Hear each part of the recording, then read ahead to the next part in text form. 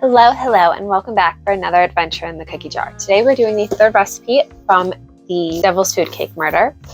They are on the healthier side of the aisle. They are called Carrot-Oatmeal Muffins.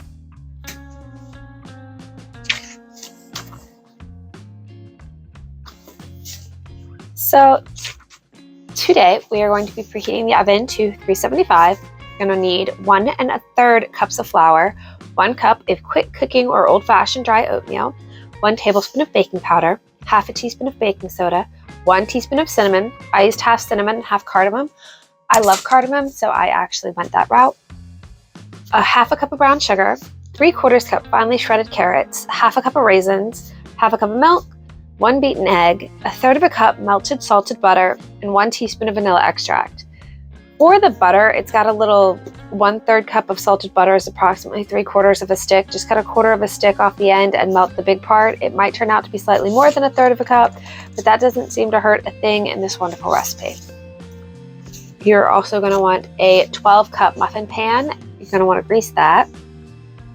And then it's just mixing your ingredients, pouring them into the tins. It says to bake them for 20 to 25 minutes or until a toothpick inserted in the center of a muffin comes out clean.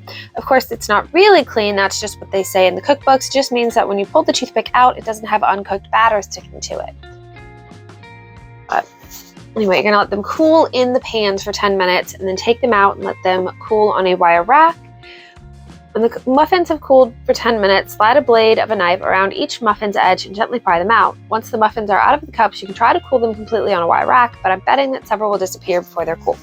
Yield 12 truly excellent muffins. Hannah's note: Mother really likes these, even though there's no chocolate in the recipe. Believe me, this is high praise. So, we have everything laid out.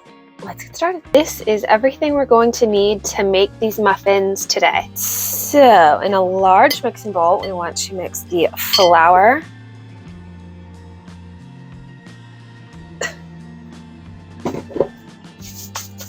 and the oatmeal. Then we're going to sprinkle in the baking powder, baking soda, and your cinnamon, cardamom, or whatever mixture you're using. Get those mixed together nicely. Next, in your big bowl, we have brown sugar. Next, we have the carrots and the raisins. Now, it says in a separate small bowl, you want to combine the milk, the egg, the butter, and the vanilla.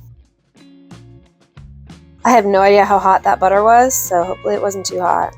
And lastly, the vanilla. Next thing we're going to do is we're going to dump our dry ingredients into our wet ingredients. Just going to make a little hole to pour them into.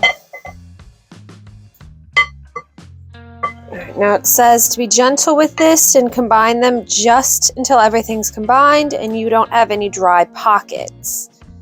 In other words, don't overmix it, which I am a horrible contender for because I just don't want pockets of flour somewhere. Once you have your greased 12-count tray, you want to fill them about 3/4 of the way full. I don't know if this is going to give me 12. I might have to do some remeasuring. But I'm going to start with this and hope for the best. These are our muffins. Hopefully the next time we see them, they'll be golden brown and delicious.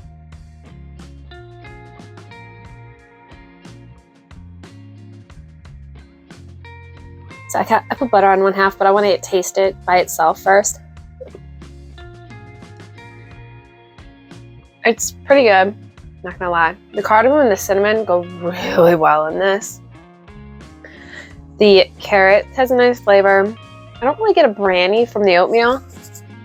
When you bite into a raisin, it gives a nice burst of flavor. I didn't think I'd like these because I'm not a big carrot cake kind of person, and it made me think of carrot cake. These are actually really, really good. And you're getting fruits and vegetables. So super healthy. Oh, and the oatmeal. So even better.